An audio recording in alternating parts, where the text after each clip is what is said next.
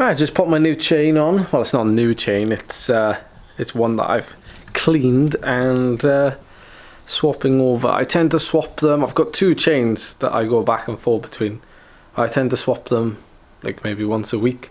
So they do maybe 400 kilometers a week at the minute. So I'm just waiting for a riding buddy, Bryn, to show up. We're gonna go for a little spin before I depart down south of England for 2 hill climbs in one day yet again.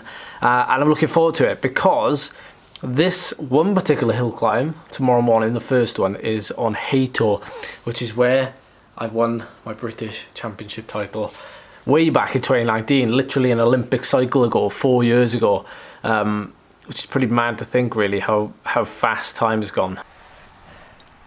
Have I? You've won! Has he got it? You won?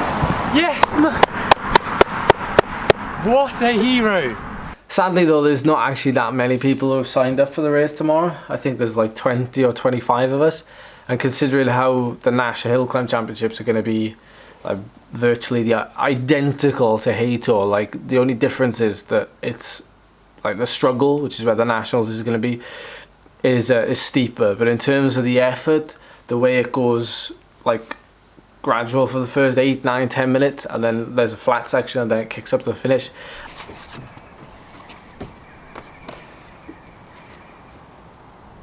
Okay, it's time to hit the road. It's a good ride this morning with Bryn, actually. Chatted about all things endurance, because that is what he loves to do. And it also stayed dry, which is good. It didn't mean I have to clean my bike for the second time in 24 hours. And the weather's supposed to be good tomorrow. So happy days. Oh, I can hear things moving about in the back of the van.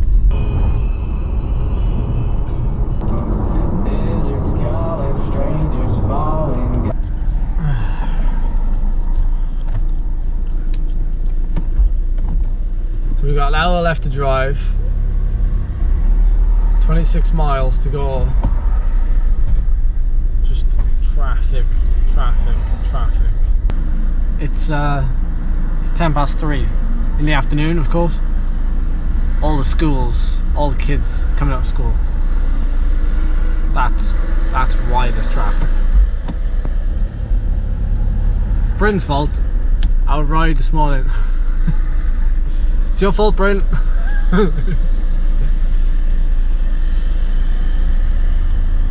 Now, to be fair, you bought me a coffee, so I'll let you off.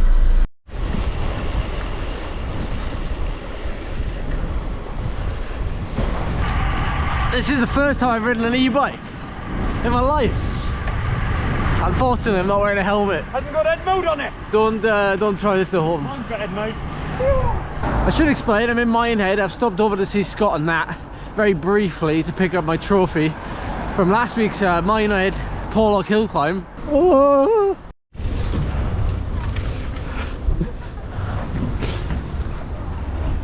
Just cycled through a hedge. Do you know how I know?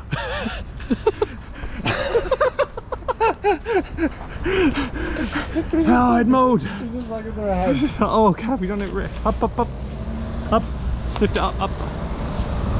That's a full-on piece of hedge. So first ride review, what do you think? It was a little bit scary. Put my link below, please. Good fun though, isn't it? That was good fun. It's good few hours until the start, maybe 2.5, 3 hours until the start, or less than actually. What was it, 6:30? Yeah, 3 hours to the start. So last night was a little bit spontaneous. I actually stopped at Scott and Nat's and ended up eating there and sleeping there. So very grateful for that. So the plan has slightly changed now, I suppose. Driving there this morning, and I'm making some coffee and having some breakfast in this like nice lay-by somewhere outside Williscombe,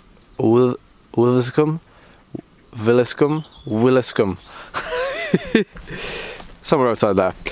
And I've got about an hour left to get there, so I thought I would stop now and make breakfast, and that way it kind of times right. So for breakfast I'm gonna have after a really hearty curry last night, which was very tasty. It was like mango chutney, halloumi in it. That was very nice. Now, so this morning I'm not actually going to need that much to eat, so I'm probably only going to have 2 Weetabix this morning, and a little bit of fruit as well.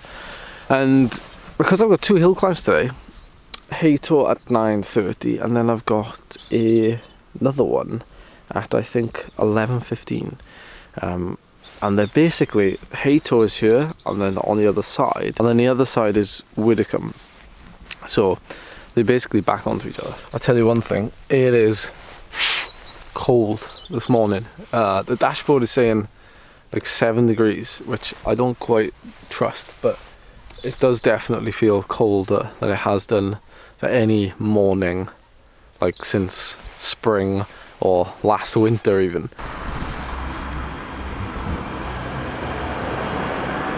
When you know you've had success here in the past, when you know that you've had a great day here in the past, how that can play out in your head versus if you've ever had a bad day, if you've ever gone to a climb or a time trial or whatever, you've had a bad day there before, it's really hard to like overcome that. But when you've had a very, very good day, it fills you with a lot of confidence. And today was this race is one of the reasons why I decided to come here and do this, was because I knew that regardless if anybody else entered, regardless who the competition were, regardless of what the weather conditions were, it's me versus me. It's the same for everybody. It is you versus you, because you can choose to like not show up to the hill climb, and then obviously you've lost versus you. But you're always against yourself. You are obviously against other people, of course. Like, don't get me wrong. But today, I've got that time to beat, and that's a course record that like I very much doubt I would beat today, because I'm hopefully not in national championship winning condition yet. We're 5 weeks away. So I need to think rationally, but I also need to learn a lot from this climb today. This first one, I need to learn, what I'm capable of. I need to learn to turn myself inside out over this duration again. I need to learn how to do, how to fluctuate that power and in relation to the climb itself, because of the flat section as well. So there's a lot to learn from today. Boy, it's so nice changing in a van again. Like, so much space now to just swing my coat around and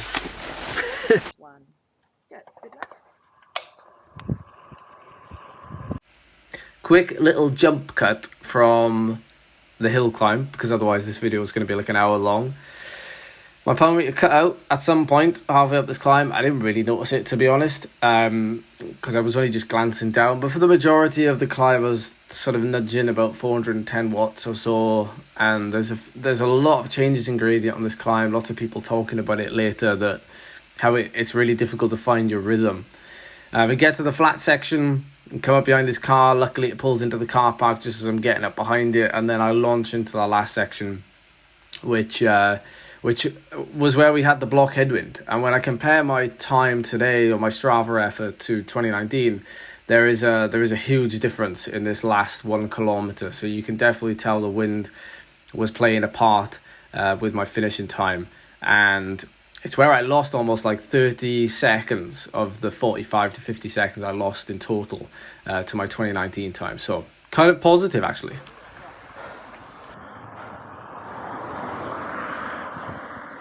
Alright chaps, and then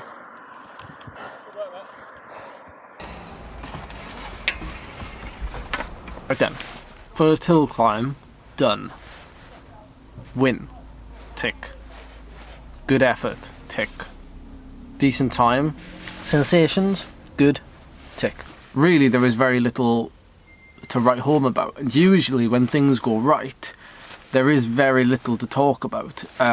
And you don't really learn much from it, other than, the pacing, and it just reinforces what you already know.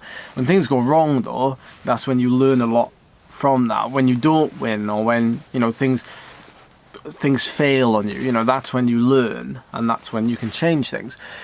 So it's not necessarily like a big learning curve today, other than it just reinforces what I already know. So we have about an hour and 15 minutes until the next hill climb starts.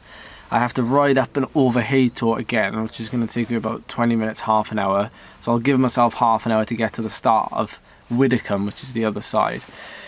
And fun fact, but the course record on the next hill climb is held by Chris Boardman, who most of you will know for his time trial exploits. The Chris Boardman, of course. But he did as well be a very successful hill climber. And we're seeing that with still some course records that he holds. So that's going to be an interesting one. It's like a 4-minute, 10-second course record. Andy Feather's here as well, so I would highly suspect he'd come close to that course record. But I've had a good warm-up in that effort now, so I'm feeling good and like I've opened myself up. So maybe I can do well and back up, you know, this big effort, 12.5-minute effort this morning by doing a good solid effort this afternoon. I mean, that'll be the main thing now, and that'll be a heck of a stimulus, like 2 hill climbs like this really close together, and just really pushing yourself. So, well, this is not something I normally do at a hill climb, but I've come for a walk. There was a little pop-up coffee place just around the corner of the car park that we were in. I've paid for all-day parking. I mean, in theory I could stay here all day, but I do have to drive 4 hours to get home, so I will leave directly after the next hill climb. But it's a lovely place, Bobby Tracy, here, where I've grabbed my coffee, and it's right next to the co-op. They've got artisan bakery van there. There's coffee. There's like, yeah, everything you could need. And coming for a walk and just chilling out. Like, why not? It's a nice day. Alright, so the second look, this is what my camera sees whenever I'm switching it on. So the second climb up Widdicombe. I nearly actually missed my start this time, weirdly, and there was no pusher off. Actually, we were starting without someone holding us up and pushing us off, so you had to like be really quick to clip in. Thankfully, I am no Matt Stevens, and I can clip in relatively fast. But yeah, we got going, and for the sake of, again, the length of this video, I just put in my power, which was really good and consistent for this climb, and I've managed to finish strong as well. The flat section at the bottom, I just held off a little bit. You can see when my speed is just through the roof there.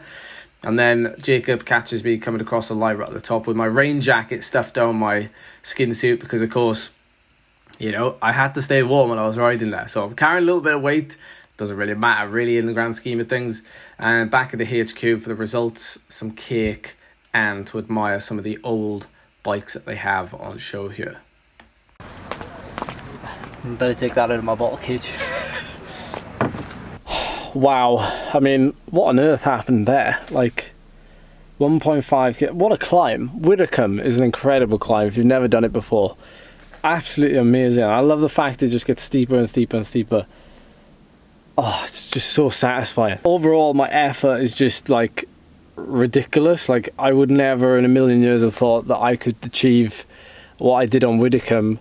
Like, I'm still a little bit shocked now almost just how good I felt even after doing Hato. And sometimes it's really unexpected, like you don't know when you're going to do a good effort and you don't know when you're going to feel good. Today I knew coming into it that I was in good shape and that, you know, I was feeling good and I was feeling refreshed and stuff, but it's not until you actually do the effort that checks out. And I'm actually very satisfied and proud of the way things are going at the minute and how I'm reacting to the training, how these hill climbs are really like bringing me on a little bit, and I'm getting like more and more confident every week, and I'm just enjoying myself as well. I've got a nice snack here to take with me to get home. By the way, the food they laid on at this event was incredible. There wasn't any prize money, but instead they put it back into the catering, and the catering was one of the best I've seen at these events, so chapeau guys, that was good.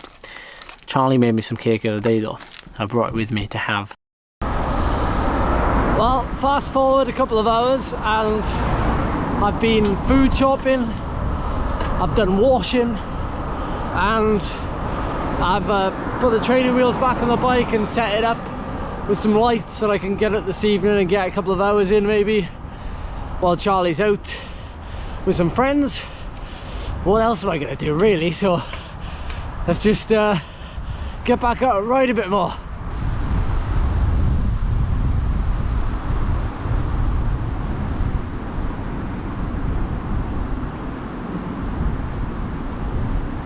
So to recap, I mean, where do we begin? It feels like every week we're making some sort of leap and progression, and I'm very much enjoying it. And today, I think, to be honest, couldn't have gone any better. Like, to come second in the second event with a little bit of that fatigue in my legs was very encouraging. You know, it was a very small gap, 4 seconds I think it was in the end, and I think on such a short climb that was a little bit of a morale boost. But to be honest, it's kind of irrelevant because we're still 5 weeks out.